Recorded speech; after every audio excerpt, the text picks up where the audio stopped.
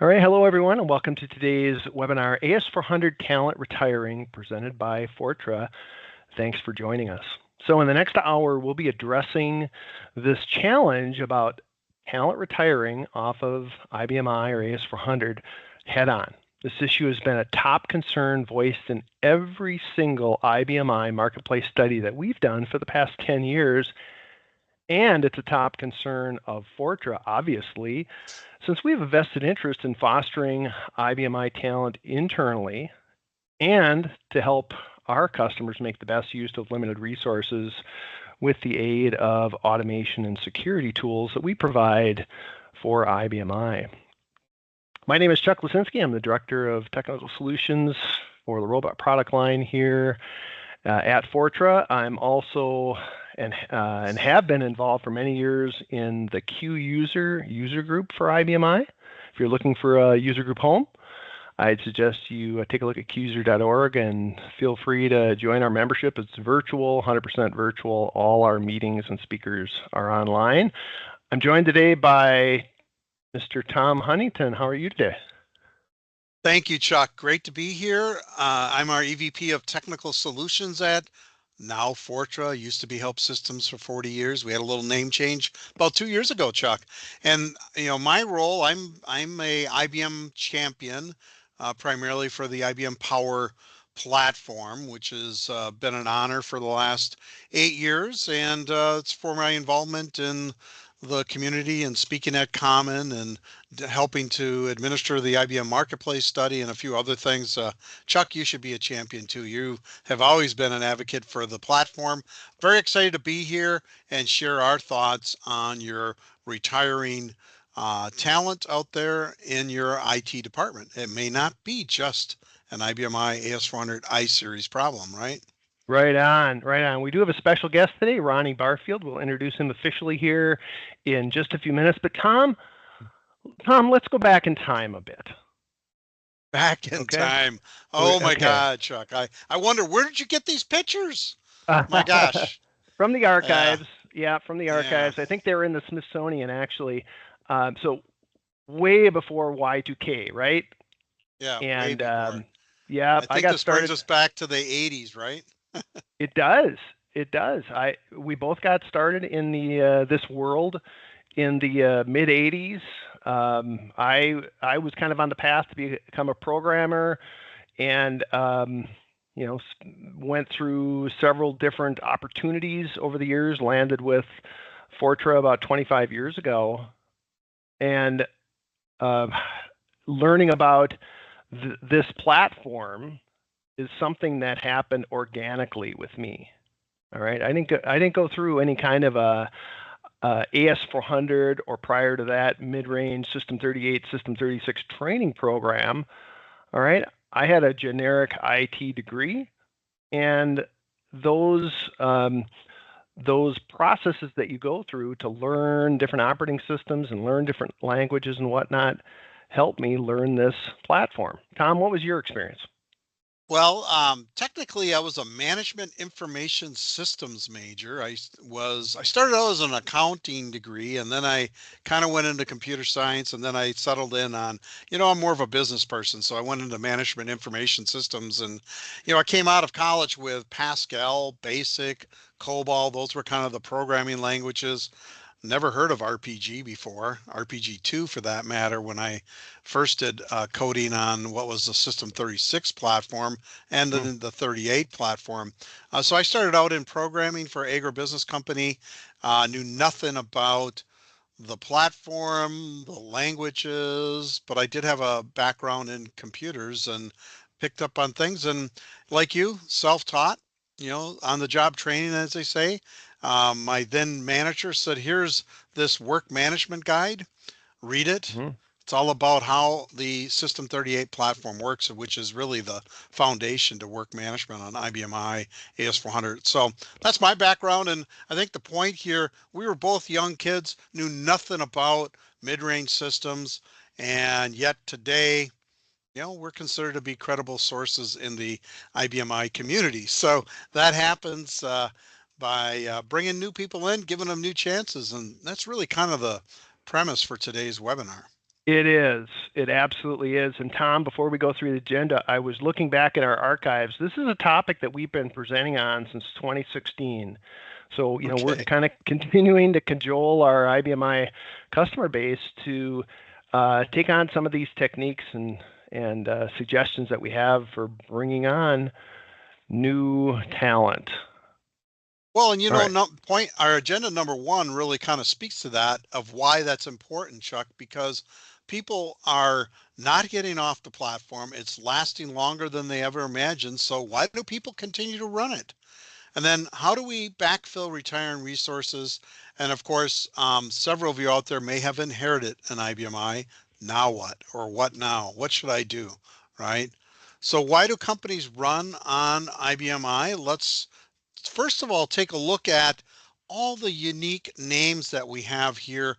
Some small companies, but some very large names that are well documented to have IBMI. All you have to do is go out on LinkedIn and join the all400s.com source list, and you'll see all these different brands out there that are running on IBMI. And this is just what do they call it, the tip of the iceberg when it comes to brands that are running on it. And we'll see trucking, financial, retailers, banking, of course, credit unions, all these different industries that are running on IBMI.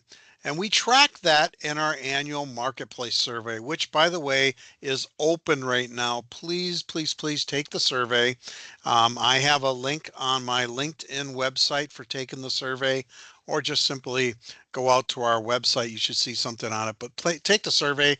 The industry depends on it. From the primary industries, we'll see there's a lot of banking and finance still on IBMI, a lot of manufacturing, software developers, distribution, insurance, technology, the healthcare, hospitals, governments even. We see a lot of transportation. Get out of the way. There's a truck going by, and there's probably a 50% chance in the background that that truck that's carrying goods is running and being tracked by IBMI in the back office. So Right. lots going on. And then as far as the platform goes, the people who run it, it generally ends up being their core business server. IBM has phrased it as the system of records, right? Well, what does that mean? That means in the background, IBMI has become a database server for you, and it's running your core applications related to inventory, financials, purchasing. We even run into people doing payroll still on IBMI. So very critical platform across the board, and just sits in the background. It's that big workhorse that is taking care of your business. So, Tom, that begs the question, why are companies trying to move off IBMI, and why is the failure rate so high? Mm. All right. So Or the some of the or the reasons process so long. yeah, oh Yeah. my gosh. Yeah, 10 years or more in many cases. So part of the reason, or the main reason we're talking about this, is lack of IBMI resources or talent. And so part of the uh, goal of this presentation is to help you with finding those IBMI resources and bringing them up in your business.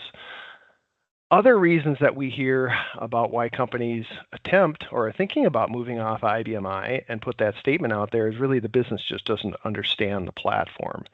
And maybe even more important, the chief technology officer or the CIO really don't understand the technology. And most of the time, they're married to Microsoft and they're willing to bring in 30, 40, 50 different VMs to support the business. And that's where the complexity goes up quite a bit. And then, of course, the green screen.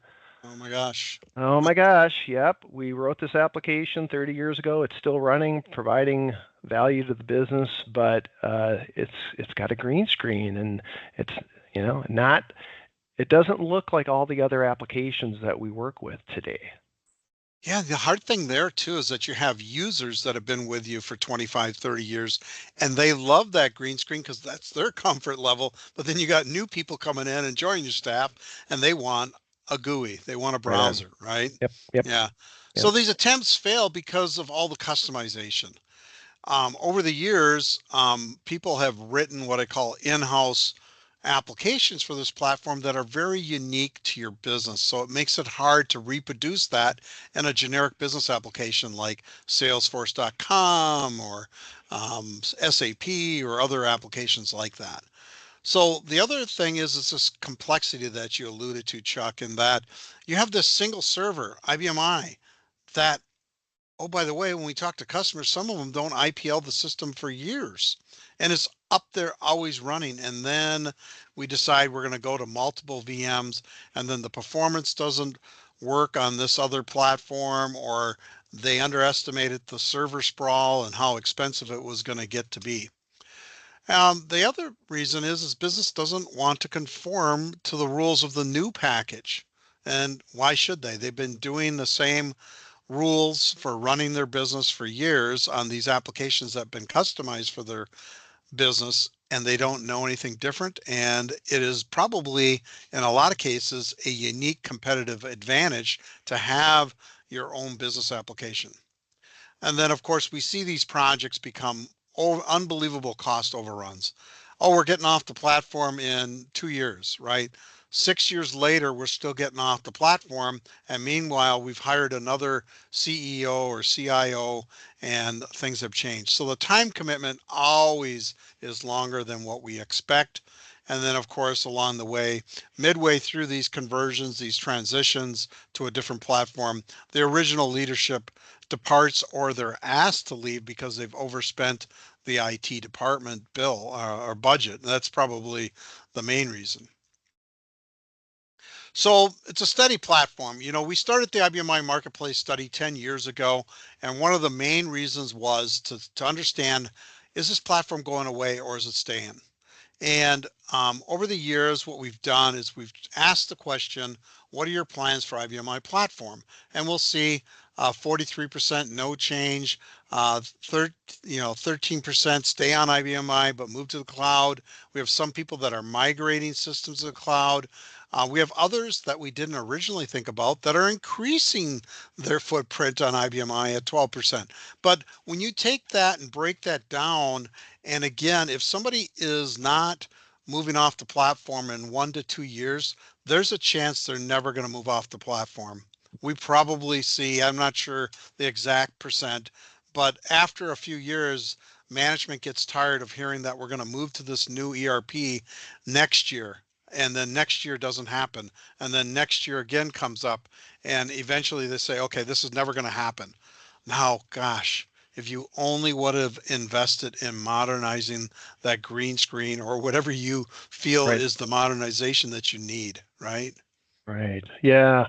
Yeah. So in talking about the value and why people stick with the platform, one of the reasons is typically IBMI shops are pretty slim in terms of staffing, and it's not necessarily because there's just not that much staff available to bring on board knowledgeable in the platform. It's really that it doesn't need that much in terms of staffing. For instance, in the marketplace survey, how many administrators do you have on IBMI? 31% say one or no administrators on IBMI. Now, typically, what happens on this platform is you'll have, for instance, developers who act as quasi system administrators. You might have somebody from the Windows world coming in to help administrate, but it just doesn't take that much work to administer your IBMI platform. And likewise, on the developer side, it's actually kind of interesting, Tom. You're looking at probably 50% have 5 or fewer developers, possibly because a lot of the customization has already taken place, but it's pretty easy to deploy new software or program updates onto a single server instead of deploying them across a vast array of VMs that might be supporting your Windows world. Yeah, that's a great statement there, is that it takes less developers to develop an application on IBMI. And part of it is your database is built right in, and your security is part of the objects that you create and everything else that goes with that. You Integrated, know, the yeah. Yeah, the other thing we hear a lot about is return on investment. And, customers point to a high return on investment of 94%. And this number has been 95%, 93%, 94%, thinking that IBMI. Well, when you step back from this and you think about the mode that they're in, of course, we're asking IBMI customers, do you like your IBMI? And they're saying nearly 95%. That's awesome. I mean, that is something IBM should be very proud of. So people like the platform. People are that use it are very passionate about the platform, and this return on investment really reflects that. Yeah. Yeah, so let's talk about that return on investment. So if you consider a business, whether it's financial, manufacturing, or whatever, if you're going to go about, so to speak, rolling your own or do your DIY type application deployment and development in the Windows world, you're looking at multiple applications that you're going to need to deploy, including a database at the very least, and for instance, VMware, of course, and whatnot, to support that environment. As mentioned, you might have 30, 40, 50 VMs to support your application, whether it's performance management, storage management, systems management, security, and so forth.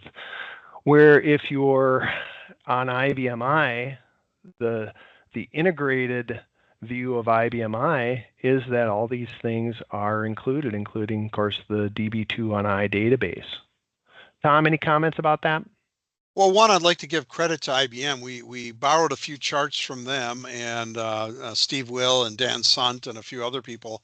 But that's really the secret here is that it's it's any in the world of you get what you pay for.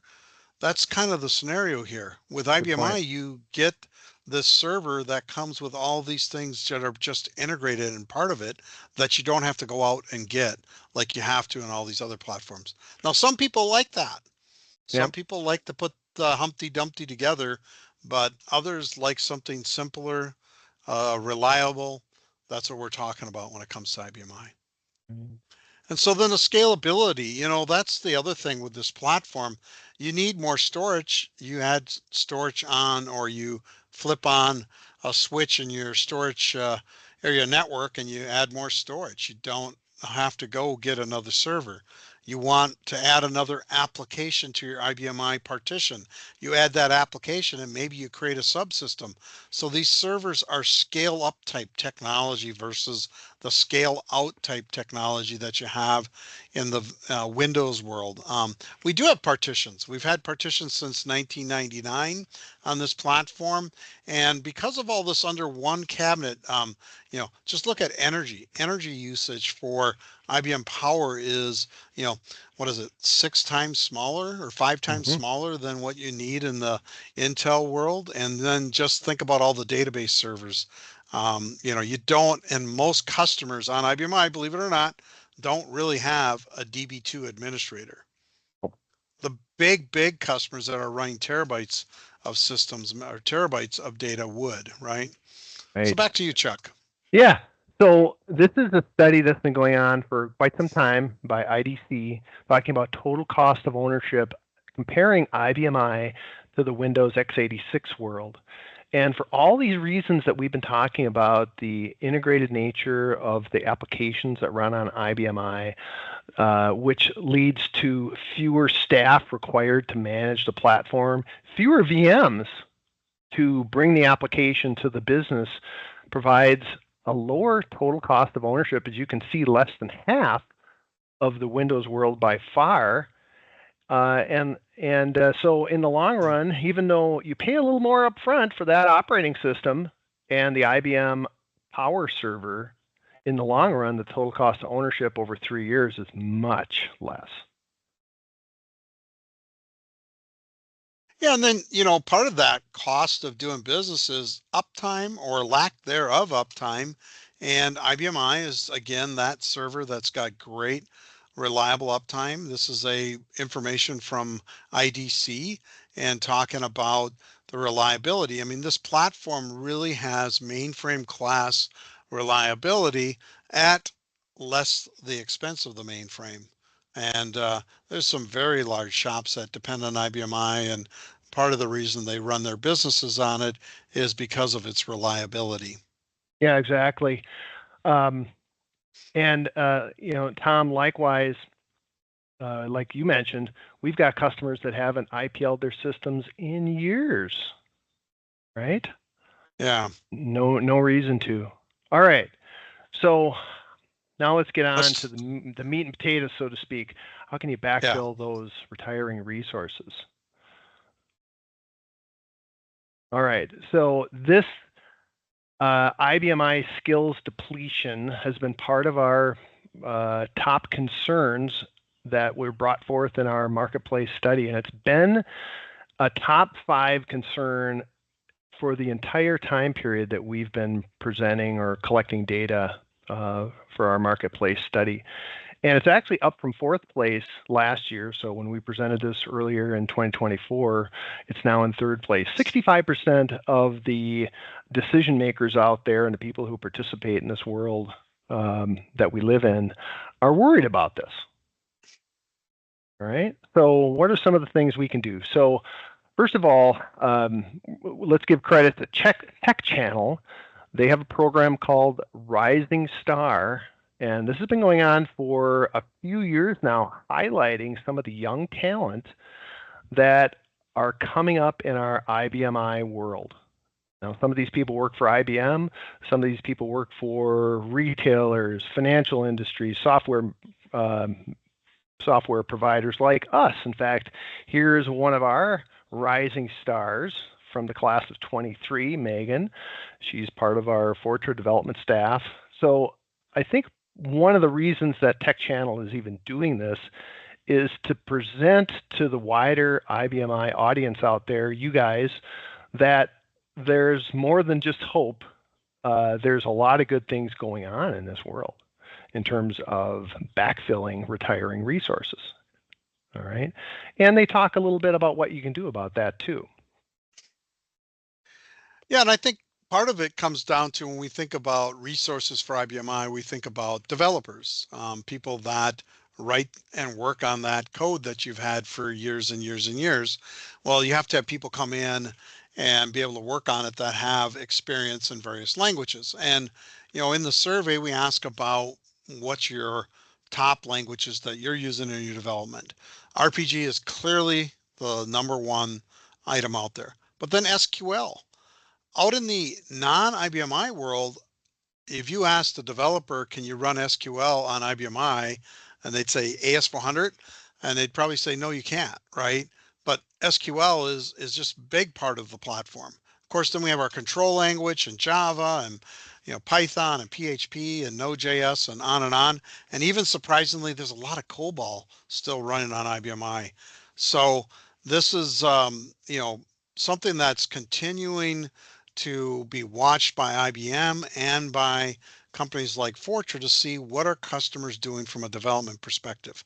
And then a few years ago, IBM introduced free formatted RPG, and happy to say 71% of the market is using even the newer RPG format. So IBM has modernized RPG along the way. The point of the matter is if we go back to the slide, we don't have to go back to the slide, but the slide before, all those young, rising stars, formerly fresh faces, these people come in and you can give them the tools to run on IBMI that don't have to be RPG2, RPG3, PDM, SEU type user interfaces. Okay. Yeah, And and then the other likewise, thing, go ahead. Tom, I was just going to say part of the value proposition of the platform is the backwards compatibility. These applications that were developed 10, 20, 30 years ago are still providing value to the company that many years down the road. Exactly, exactly. And then open source. IBM, I don't know how many years ago already. I'm going to just say, let's call it 10. Introduced the fact that you could have open source hosted and running really out in the IFS part of the IBMI server, but things like Git and Apache Tomcat and HTTP servers and Ansible and Jenkins and all these different tools that developers learn about in college are available on IBMI or technical college. It doesn't always have to be a 4-year program either to take advantage. It's integrated. The neat thing about our open source is that IBM really supports it. And if you're interested in open source, just look up a gentleman by the name of Jesse Gorzinski. He runs that for IBM, and now he's doing more on AI and IBMI. So it's not just open source. And then application tools. There's a lot of people still using the green screen, SEU, PDM.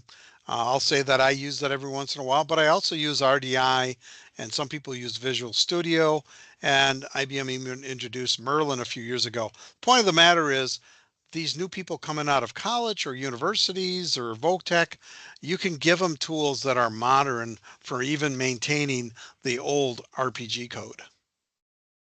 Exactly. Exactly. Okay. So some of the tips and techniques we have for bringing up new talent in our world is to partner with a local community college or four-year college that provides an IT degree of some kind. Now, we're lucky enough to be partnered with the Muskegon Community College that actually has in their IT curriculum some IBM I curriculum. All right, so database design, operations, RPG4, free format, and so forth. And one of our ace developers that we have now on staff, Megan, she came out of the MCC program with a 2-year degree. She's doing fabulously well.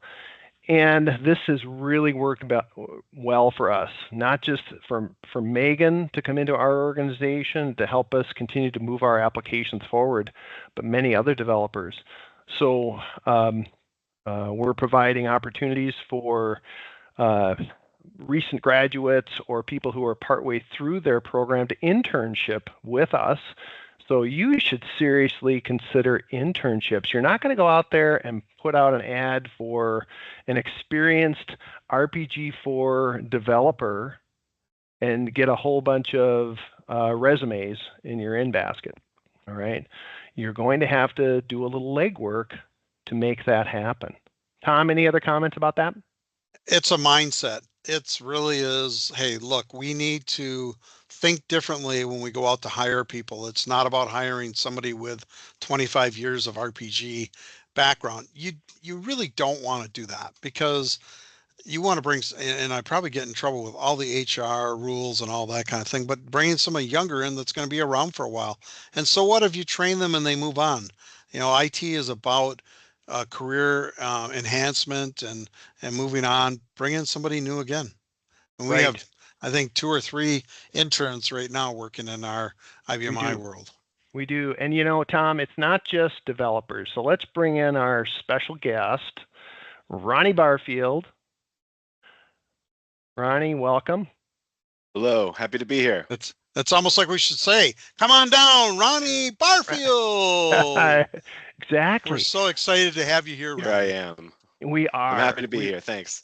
Yeah. So Ronnie, as you can see, is a security services consultant for Fortra. Ronnie, how long have you been with Fortra now? I've been with Fortra for just over 2 years. I started in Okay. August of 22. So Awesome. Awesome. So let's go back in time a little bit. What got you started on your education path in IT? yeah, so when I started with IT, there was a time in my life where I just decided it was time to make some improvements. So I started looking at degrees, I started looking at outcomes, and I just found what I thought was a good fit with my aptitudes and interest. And that ended up being not a management information systems degree, but it was like a 2-year degree version of that. It was called a business communication systems degree. So Mhm. yeah, I went to school for that. That's how I got started. Okay. And so you went through that. What was your knowledge about IBMI through that program? Zero. I had no knowledge about IBMI. Nobody mentioned it. I never heard of it. It never came up. Okay. It wasn't on my So, radar at all. so the Votech school didn't have an IBMI server in their data center. No. UAA, University of Alaska Anchorage, did not, as far as I Okay. know. Okay. So how'd you get on IBMI? All What right. happened? So Towards the end of my associate's degree, I started looking for internships, and I got on with the Alaska Railroad. I got a really good internship where I was a web developer, and they almost immediately started exposing me to the IBMI because it was in their environment. Um, so after around 6 months of that internship, they offered me a job as a junior sysadmin. My professors were adamantly against me taking this job. They said, AS400, don't go work with that. That's going to be going away, or it's old, it's antiquated. Dead. They spat out a whole bunch of interesting perspectives that I'm glad I did not heed. But yeah, they weren't okay with me pursuing an IBMI career, it seemed. So What were some of the? Go ahead. So you had some Go ahead. key milestones along the way. Internship, and then what was next Mhm. after the internship? Internship, then I got the job as a junior sysadmin, and I was also a JD Edwards CNC. So I kind of had to wear both those hats at the same time. Then I became the full-fledged sysadmin there at the Alaska Railroad. And then the next part of my career was getting the job with Fortra. I got that opportunity, which I'm very thankful for because I was able to combine the interests that I had gained for IBMI and the interests that I had from the beginning with cybersecurity, and I got to marry those two. And now I get to work as an IBMI security services consultant, which is excellent. Yeah, so you were telling us you were part of a cybersecurity club. How is Yeah. that translated into what you do on IBMI? Well, really, what I learned with the cybersecurity club and what I learned just in my cybersecurity related classes throughout college, both my associates and my bachelor's, was really just a lot of concepts. Um, College is great, but as soon as you get into that real practical industry context, I think is when I really started to learn them. So it didn't really matter if it was IBMI or some other platform. I'm glad it was IBMI, but it was really about getting to apply those things and getting the opportunity to actually execute some of the things that I had learned in college before I forgot it all. So that's how it translated. Is I had a great set of principles to start with, and then I applied them to the platform specifically as I learned more about it. Ronnie, you mentioned that you attended Common and that was part of your Mhm. learning experience on IBMI. Can you talk to us a little bit about your Common experience? Absolutely. Common was actually really important to me. I think they had just started calling it Power Up at the time when I started going. I got to go a few years in a row, 7, I think, actually. But what was really important about those conferences for me was, especially because of the perspective of my professors and some other people that I had talked to along the way. I wasn't sure that I would have a future with IBMI. I wasn't sure that the investment that I put into the platform was going to matter in some amount of time, and I was worried about that. But going to those conferences really assured me I got to see how many people are involved in this community and how much opportunity there is. And I got to unlearn some of the things that my professors had taught me and got to see that the platform actually is modernized and the skills that you learn there are going to be transferable to any other thing should you decide to go. It's systems administration, it's database administration, it's programming, it's open source, it's all there. And Yeah, so that's what Common did for me. Plus, I got to do some networking and make some friends, and I think that was really important too. Yeah, that community around IBMI at common.org is the organization that Ronnie's talking about is so valuable. There's a lot of misconceptions around the platform and what you need to know and that it's old and it's all those things. But if you're an IT director and you're going out to look for somebody new, what are you looking for? What would you want to bring in for somebody to come work on this platform? If I were an IT director, and Yeah. fortunately, I was on the other side of this when an IT director had to choose me. So I think what I'm gonna do going forward, if I'm ever in that position, is I'm gonna look for somebody with just a great attitude, somebody that brings positivity to the team, somebody who's ready to learn, and somebody who has a high aptitude for technology and for the technical things that are important for the day-to-day work. Uh, if you got those two things in place, you're going to have somebody that's going to learn fast and they're going to get to work for you really quick. I frankly I'm a big advocate for that because I wouldn't exist if it wasn't for somebody taking that chance with me. Yeah, it's all Right. about continuous learning, isn't it? I think about as we're talking to you, and I'm thinking about when I got started, and I go, God, I remember like that 30-day mark after being on this new platform. I felt like I was as productive as all the other programmers that had been with the platform for 5 years at that time, and it's amazing how quickly you get rolling.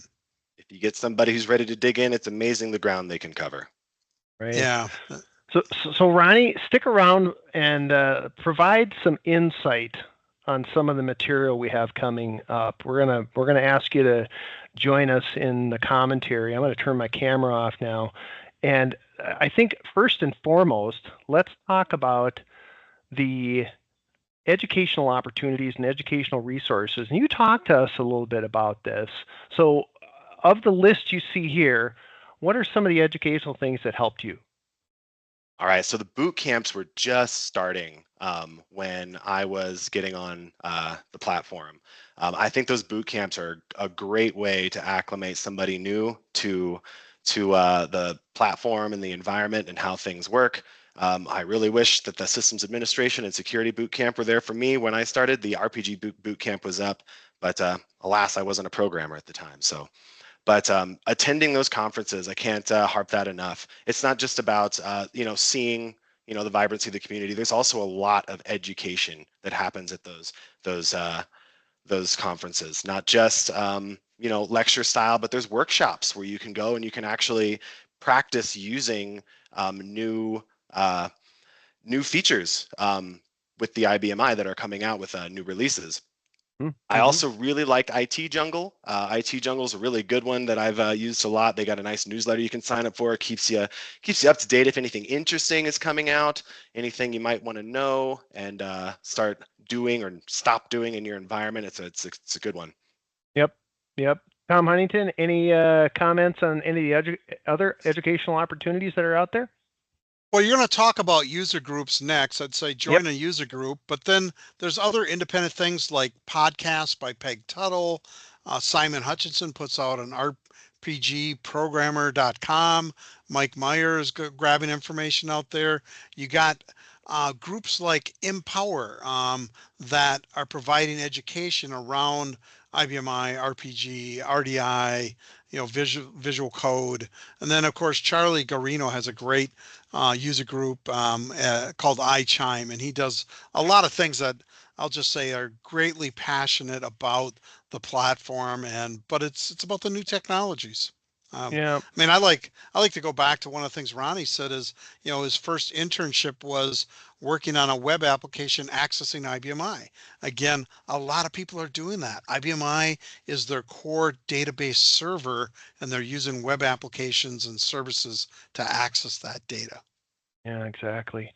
Yep, and we've got a lot of information on user groups out on our website. Certainly, you can go out to common.org and look at user groups. We've got some of that out on our website as well. So let's just talk a little bit about user groups. First of all, around the world. We've got a list here of user groups that are out there if you're listening from somewhere else other than the US, including Common Japan, India, Korea, and Latin America. These are fairly new user groups, international user groups. As far as user groups in the US and Canada, we've got a pretty good list here. I had the opportunity to put this presentation together, so I put Q user right here at the top. If you're looking for a virtual user group to join, we sure would be happy to have you. But for instance, Tug in Toronto is very busy. In fact, there's going to be a common event in Canada in conjunction with Tug coming up here in just a few weeks. Yeah, So, November.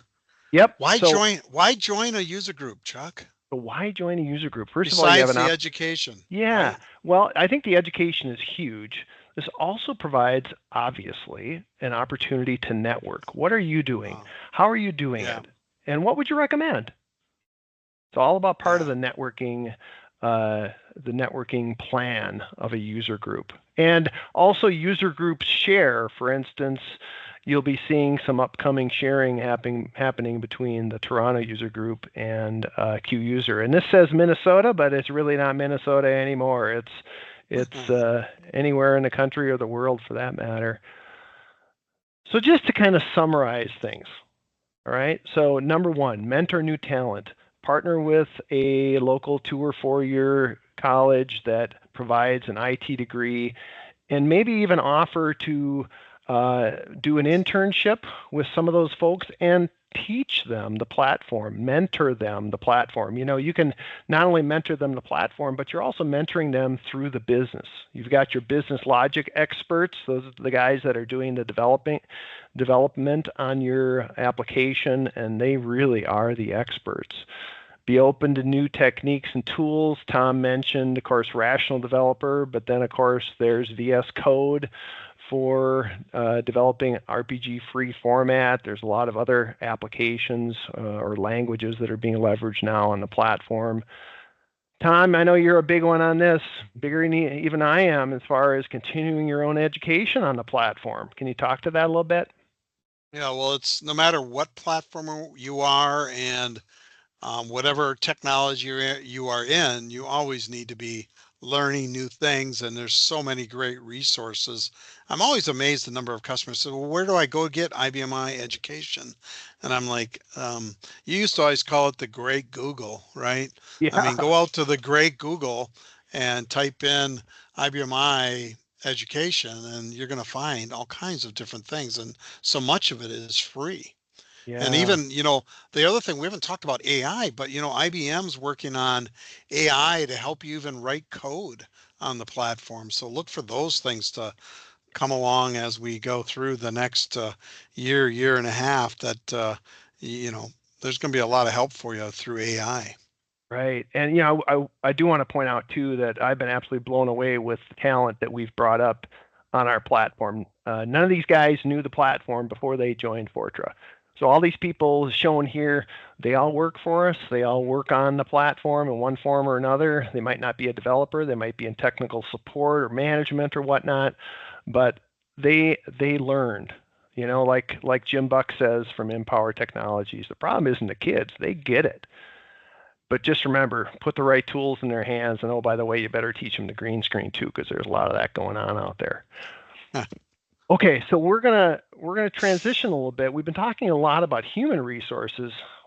Let's start talking about what sort of resources there are for hosting your system.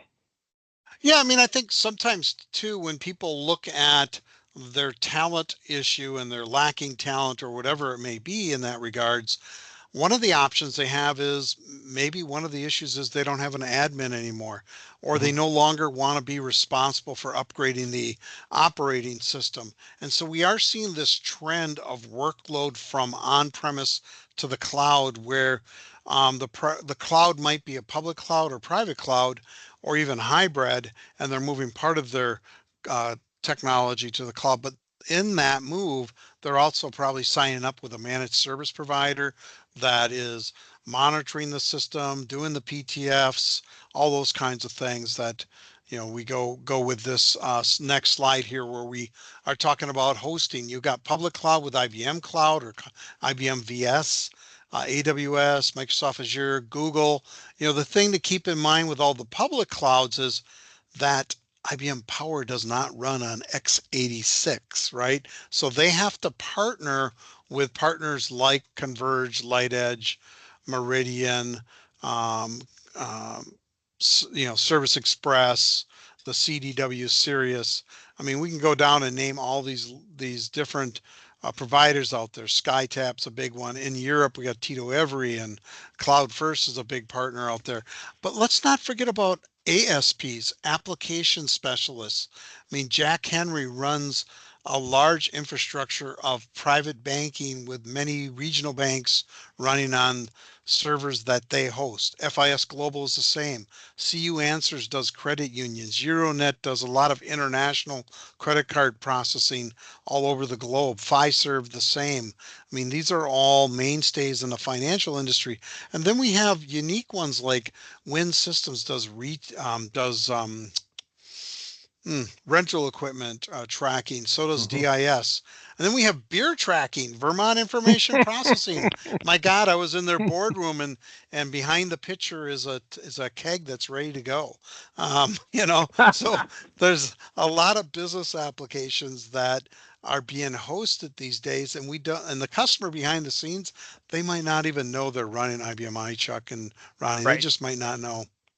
Yeah, and locally in Minnesota, for instance, and elsewhere around the country, there are service providers for county governments that maintain and host that environment as well on IBMI.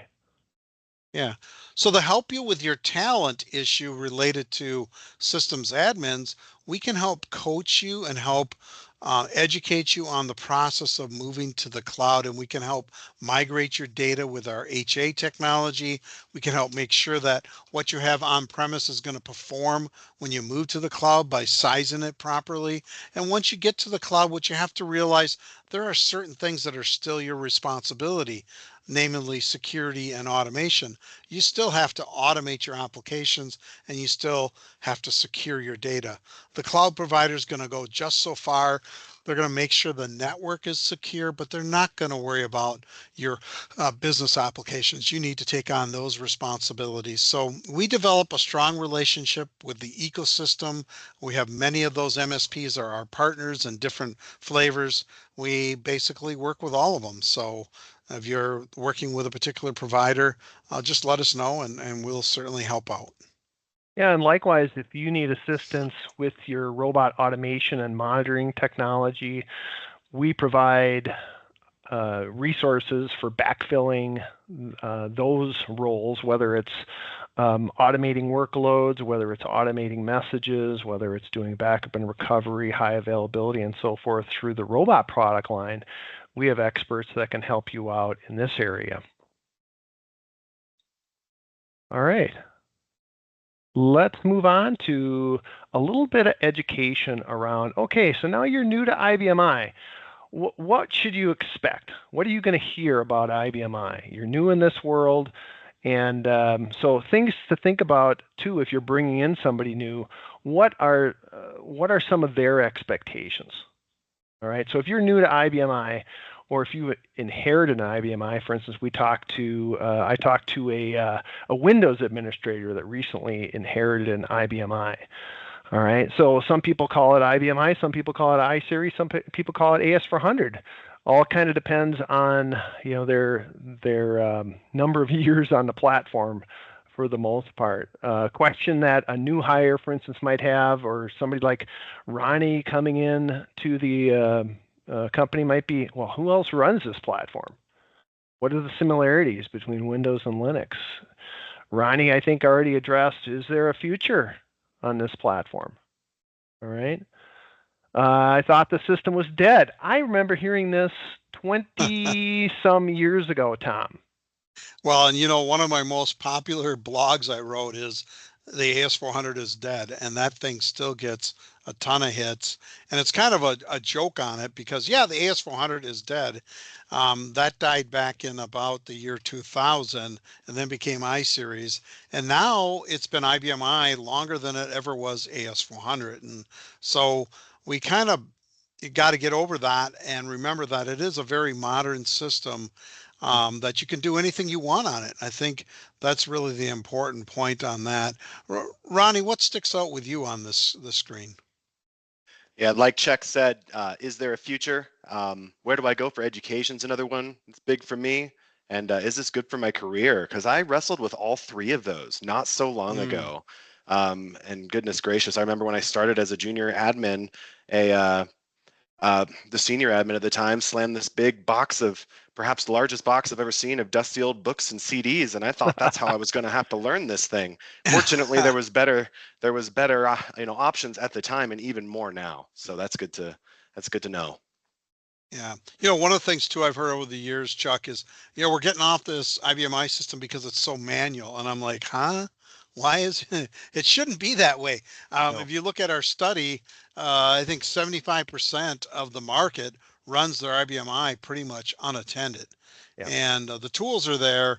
It's really a mindset again. Right. You already mentioned, how do you get data out of it? Well, it's one of the most SQL compliant platforms out there, and so you can create applications that run on the outside, and people use the IBM DB2 database as a database server, and they don't even run their application on IBMI. It runs externally, and IBMI is just a database server. So Tom, what's an IBMI?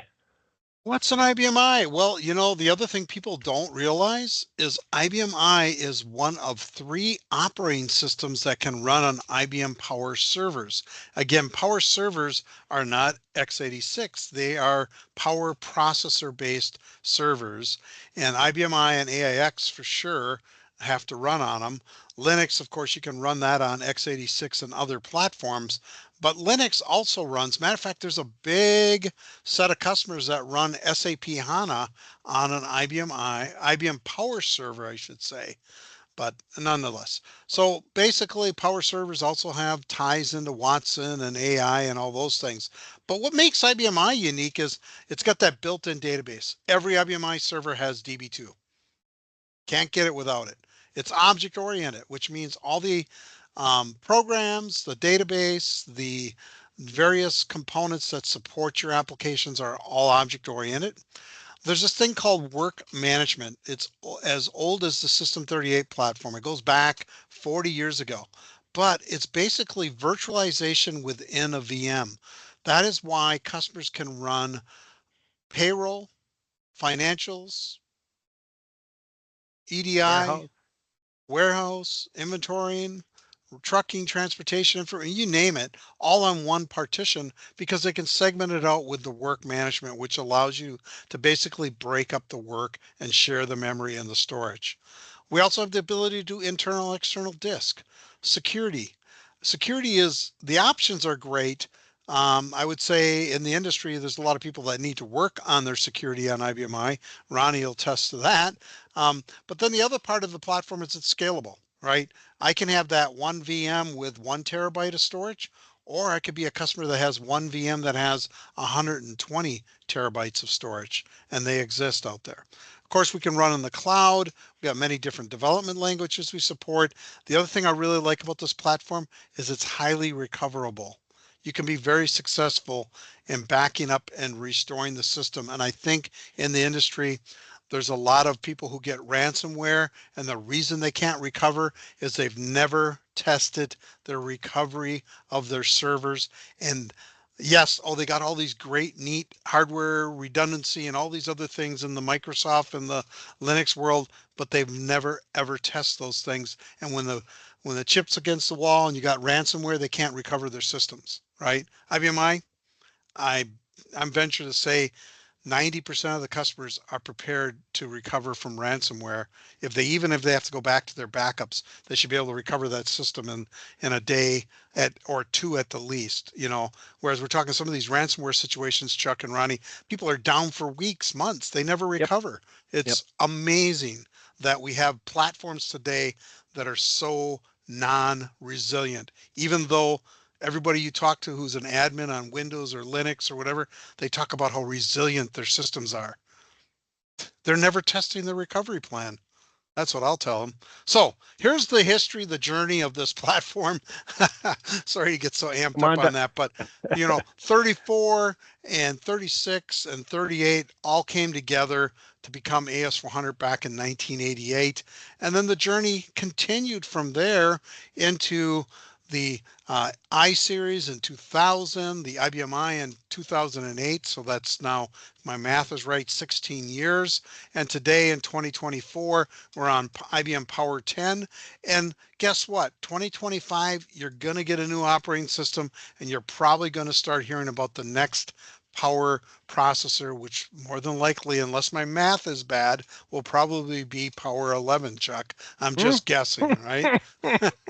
Good guess, Tom. All right. Okay. What about terminology, Chuck? Yeah. How does this terminology match? This really matters because you're bringing in somebody new who may know what a VM is, and oftentimes they're going to hear out of your lips partition. All right. So they need to know that those things are the same, or likewise, some kind of operating system patch. Well, they need to know what a PTF is, a program temporary fix, or a technology release. They might have patch, Chuck. We don't have Patch Tuesday though. Right. It's so weird, right? It's like, wow, people make a living on Patch Tuesday. Unbelievable. Exactly. Yeah. It Or is. what, Tom? I remember the first time I heard the term IPL. I just looked. I must have been looking like I must have been like a deer in the headlights, right? What's an IPL? Initial program load or Uh, disk. We call well, it often. the difference is the reboot is something that you do every hour to fix the problem in your Windows desktop or laptop. IPL is something you do once a month, maybe. Right. Right. Or once a year. Right. DASD. So the disk. Auxiliary storage pool. Disk storage. RAM. We might call it main memory. All right. Or memory pools. I know this is Tom, this is something you love to talk about. Something Windows can only dream about where we can actually segment out our memory into different workloads. All right. Make And then and our platform isn't legacy. It's legendary. So knock that home in your new folks. It's proven technology, and it's going to be here for a long time. Okay. Also, something that's going to be needed to be communicated to your new guys is this idea of a library structure and how libraries contain objects. And when I first started on the platform, the AS400, this was the only structure that was available. There was no directory type integrated file system structure available. All right, so the idea of kind of a flat structure, a flat library structure, and seeing a library list was something completely new to me as somebody new on the platform. So this is something that's going to be needed to be communicated. Likewise, knowing that there is a directory structure called the integrated file system, and this is where your open systems applications will be running, is important to be communicated to, and all the rules around the integrated file system. The library structure is just one of the file structures that's included in the integrated file system. So understanding how this works and the naming convention that is different and so forth.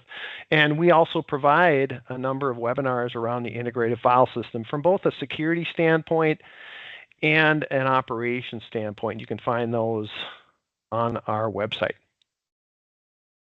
Yeah, when we talk about the security landscape for IBMI, what we have to think about is a platform that's been around for 3 decades. Okay, most customers have had it around that long.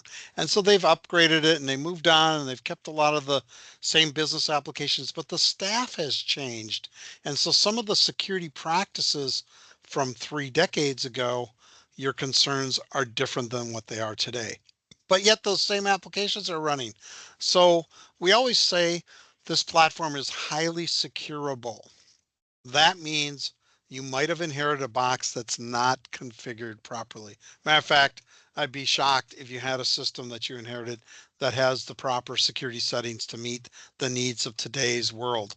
So we recommend things like our State of the IBMI Security Study, the free security scan that we do.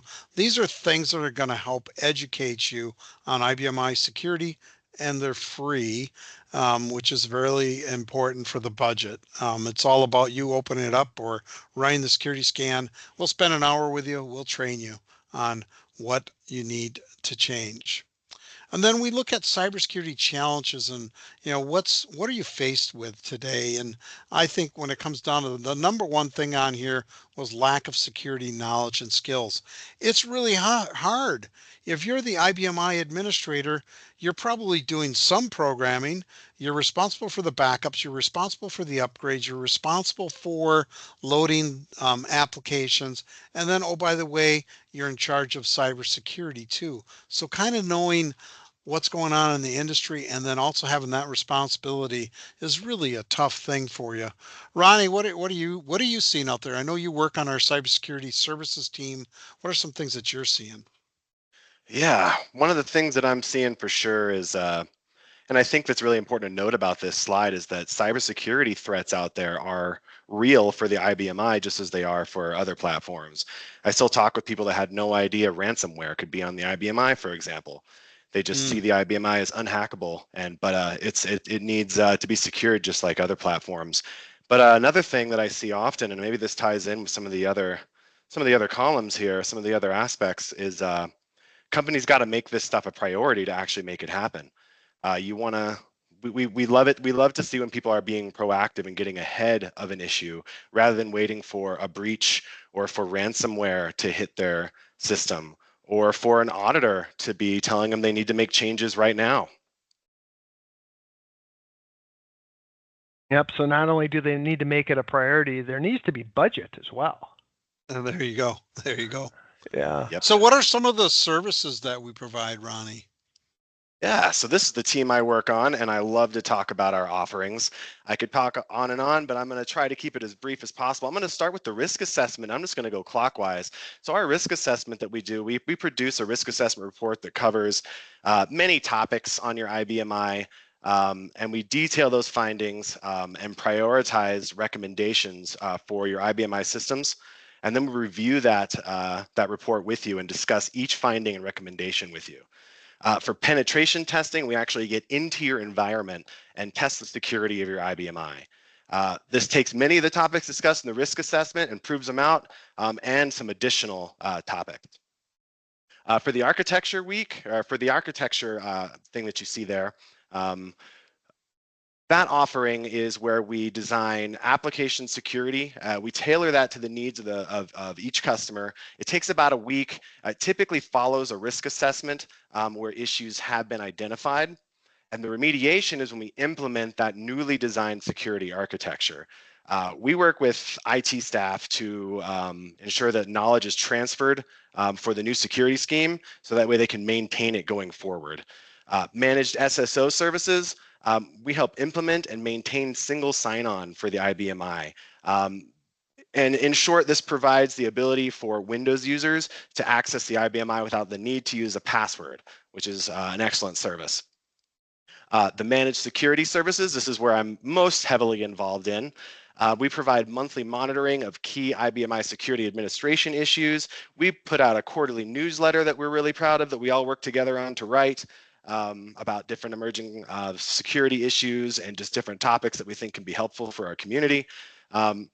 You get one risk assessment performed annually with the managed security services. And what's great about that is you can get that risk assessment done annually, so you can see how the services that we're providing and us working together is improving your security posture. So that's my favorite part of the job, frankly, is I get to see companies actually improving their security position over time. And if you sign up for the premium service of that, you get 12 hours of consulting per year. So we can use that to address any security issues that we can deal with in that scope. Do you want to take us through our security portfolio real quick? Yeah, I think what I'll do is keep it pretty high level. So certainly we help people with compliance, passing the audit.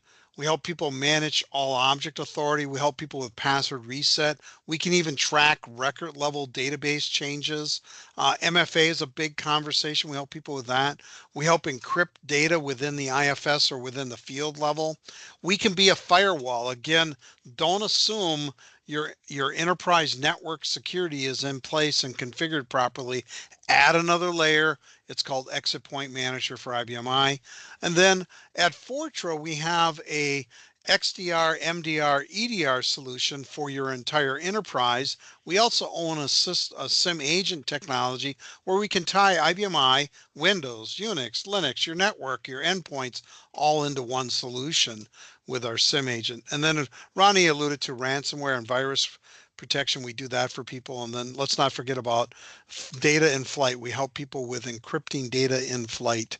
And then our free security scan, that's something we've been doing for over 2 decades. Take advantage of it. Doesn't cost you anything. You're going to get an hour-long conversation with some of the leading experts in IBMI security, and we will help you better understand your infrastructure security on IBMI. And then if we look at the overall Fortra and what we do today, we help customers out with backup recovery and HA. We have BRMS, Robot HA, Robot Save, Power HA, all fit into that. Document management, think about archiving of spool files and securing those and scanning documents in and forms overlays. We do all those things. I think we beat the topic to death on cybersecurity today, but we help people out with cybersecurity. Monitoring the system. I was talking to a customer this morning. They manually monitor IBMI. Well, we can automate that for you. And then getting access to that data. We have SQL that provides business intelligence access to your data. If you're looking to upgrade your system, or you're having performance issues, or you just don't know, we have performance management tools. And then everything started with Robot back in 1982, our scheduling tool. We help a lot of customers automate and run batch processing and many other forms of automation on IBMI. And that was our founding part of our company. So it's been a wonderful day working with you, and it's been great hearing your story, Ronnie. We really appreciate you joining us today. And it's a mindset. Got to change your mind when it comes to who you're hiring and who you're looking to hire. There's an IT shortage no matter what platform you're on. I think you should be say that you're blessed if you're on IBMI. You have something that you know tomorrow when you come into the office or you sign on, it's going to be running, it's going to be working, it's going to be recoverable, it's going to be able to be secured. Exactly. So we'd like to thank everybody for joining us today. If you do have any additional questions, you can reach out at info.fortra.com. We'd love to get you on a meeting and talk to you one-on-one about your challenges and how we can help in one form or another. Gentlemen, hope you have a great rest of your day, and bye-bye. Hey, fill out the IBMI Marketplace survey. Don't forget about the Marketplace survey. Take care. Bye-bye.